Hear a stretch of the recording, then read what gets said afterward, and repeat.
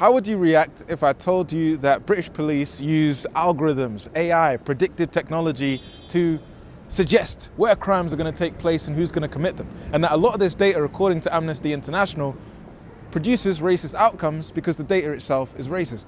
We know, according to Liberty, that in the UK, outside of London, you're up to 40 times more likely than a white person to be stopped and searched if you have a skin tone like mine. And then at the same time, you have a situation where when they deployed this kind of technology, 32 out of 45 police forces, by the way, do this, they found a spike of 3.6 times the amount of stops and searches against black people as opposed to white people. They found that they were 4 times more likely to use force against black people instead of white people.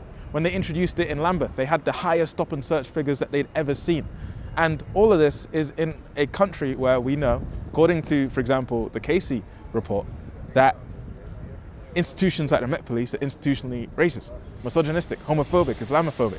So when they use data, 11 out of these police forces use this data, for example, on individuals. That means predicting whether you are going to commit a crime based on a whole range of factors that the public has never really seen in detail.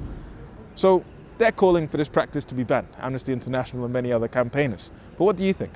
Should we be using predictive policing? Should we be using technology to try and suggest when people are going to commit crimes? Is this now Minority Report in the UK? What do you think? Have your say down below.